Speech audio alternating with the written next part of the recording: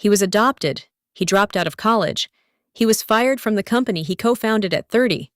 And he died at 56. In between, he invented the personal computer as we know it, reinvented the music industry, reinvented the phone, and built the most valuable company in human history. His name was Steve Jobs. And his story is not a story about success. It is a story about what happens when you refuse to accept the world as it is and insist on making it what it could be. Stephen Paul Jobs was born on February 24, 1955, in San Francisco. His birth mother, an unmarried graduate student, gave him up for adoption. He was taken home by Paul and Clara Jobs of Mountain View, California. Paul was a machinist and carpenter who taught Steve to work with his hands, instilling a love of craft that would shape every product Jobs ever made. Steve was brilliant, bored, and disruptive. His fourth-grade teacher had to bribe him to study. He tested so well that administrators wanted to skip him to high school. His parents declined. At 13, he called up Bill Hewlett of Hewlett-Packard to ask for spare electronic parts. Hewlett gave him the parts and a summer job. That same year, Jobs met Steve Wozniak, 5 years older, an electronics prodigy. Wozniak was the engineer. Jobs was something harder to define, but equally essential, a person who saw not what technology was, but what it could become. In 1972, Jobs enrolled at Reed College in Portland, Oregon, and dropped out after one semester. He couldn't justify the cost to his adoptive parents.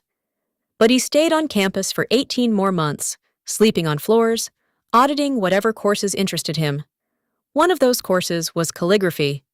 10 years later, that class would give the Macintosh its beautiful typefaces, the first personal computer to have them. The dots, as Jobs later said, only connect looking backward. In 1974, after a stint at Atari, Jobs spent 7 months traveling India, seeking spiritual enlightenment and studying Buddhism. He came back with a conviction about simplicity and intuition that would mark every product he made. In 1976, Jobs and Wozniak, along with a third co-founder, Ronald Wayne, founded Apple Computer in the garage of Jobs' parents in Los Altos. Wozniak had designed the Apple I entirely on his own. He would have been happy giving the design away at the Homebrew Computer Club. Jobs saw a product, a company, an industry. Apple Computer was incorporated in 1977 with investment from Mike Markula. The Apple II, Wozniak's design, with Jobs overseeing the industrial casing and power supply, became one of the first highly successful, mass-produced personal computers. Apple hit $1 billion in annual sales by 1982. In December 1980, Apple went public at $22 per share, raising $110 million. It created approximately 300 instant millionaires, more than any company in history to that point. In December 1979, Jobs and a team of Apple engineers visited Xerox's Palo Alto Research Center. Xerox had granted Apple access in exchange for pre-IPO stock. At PARC, Jobs saw the Alto computer. Windows, icons, a mouse, a graphical interface. Engineers clicking on pictures instead of typing commands. He immediately understood. This was how every computer in the world would eventually work. Xerox had invented the future and filed it away. Jobs was going to build it. He took over the Macintosh project in 1981, pushing his team to build the graphical computer for, as he put it, the rest of us. On January 22, 1984, the 1984 Super Bowl advertisement, directed by Ridley Scott, watched by 96 million people, announced that something new was coming. 2 days later, Jobs walked on stage at De Anza College, pulled a Macintosh from a bag, and the machine spoke its own name aloud. The audience went wild. The Macintosh was the first mass-produced computer with a graphical user interface. Combined with the LaserWriter printer and desktop publishing software, it created an entirely new industry. Every screen interface in the world today traces its lineage to that December afternoon at Xerox PARC.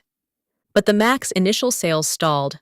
Jobs' management style, brilliant relentless, and often brutal, had created enemies inside Apple. In 1983, he had recruited John Scully from PepsiCo by asking him, "Do you want to sell sugar water for the rest of your life, or do you want to come with me and change the world?" By 1985, they were at war. Jobs attempted a boardroom coup to remove Scully. The board sided with Scully. At 30 years old, Steve Jobs was stripped of all operational duties at the company he had co-founded. He later said it was the best thing that ever happened to him. The heaviness of being successful, he said, was replaced by the lightness of being a beginner again. In exile, Jobs founded Next, building high-end workstations for universities. The hardware was overpriced and never sold widely, but the Next Step operating system was extraordinary, and it was on a Next computer that Tim Berners-Lee invented the World Wide Web in 1991. When Apple eventually bought Next, they weren't buying the hardware. They were buying the operating system that would become the foundation of macOS and iOS. In 1986, Jobs paid $10 million for the computer graphics division of Lucasfilm, a small team with a dream of making animated films. In 1995, that company, Pixar, released Toy Story, the world's first fully computer-animated feature film. It earned $373 million worldwide. Pixar went public that November. In 2006, Disney acquired Pixar for $7.4 billion. During his years in exile, Jobs made more money from Pixar than he ever had from Apple. By 1997, Apple was weeks from bankruptcy. Michael Dell had publicly said he would shut it down and give the money back to shareholders. Apple had 90 days of cash remaining. Jobs returned as CEO at a salary of $1 a year.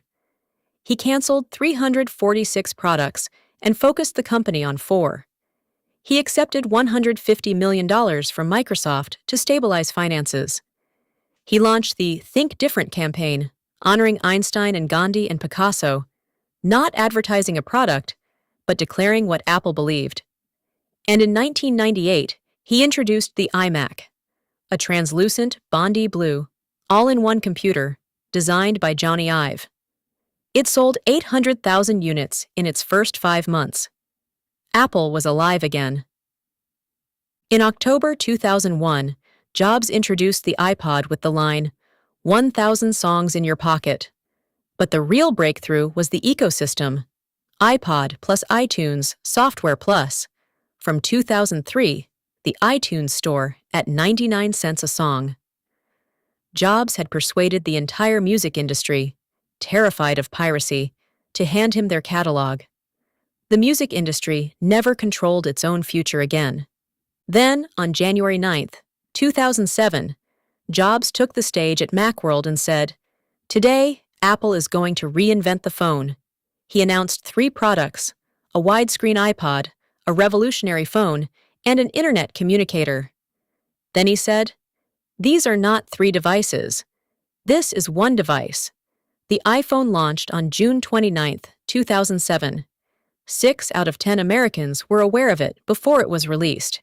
It eliminated the keyboard, eliminated the stylus, ran a full operating system in your hand, and created the App Store, a new economy worth hundreds of billions of dollars that had not existed before. What did Steve Jobs actually build? 4 things that will outlast everything he made. First, he gave the world computing with a human face. Software and interfaces designed around people, not engineers. Second, he invented the digital music economy, the model that every streaming service runs on today.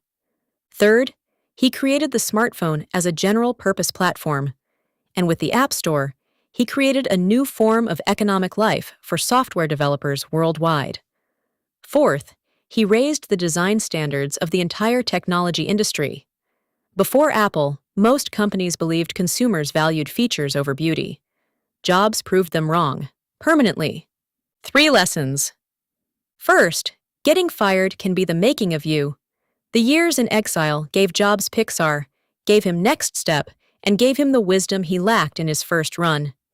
He came back wiser, and he came back with the tools to save the company. Second, the dots only connect looking backward.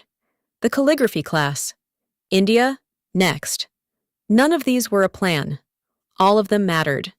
Trust the experiences you are accumulating. You can't see their purpose until later. Third, simplify until it hurts, then simplify again.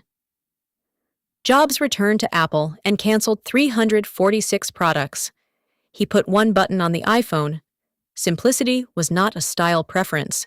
It was a discipline, a commitment to the user above all else. He was adopted, he dropped out, he was fired, and he was dying, and he never stopped. Stay hungry, stay foolish. Thank you for joining us for episode 19. Our next episode is Bill Gates, the man who understood that the future of computing was software, not hardware, and built the most profitable company of the 20th century. Until then, stay curious.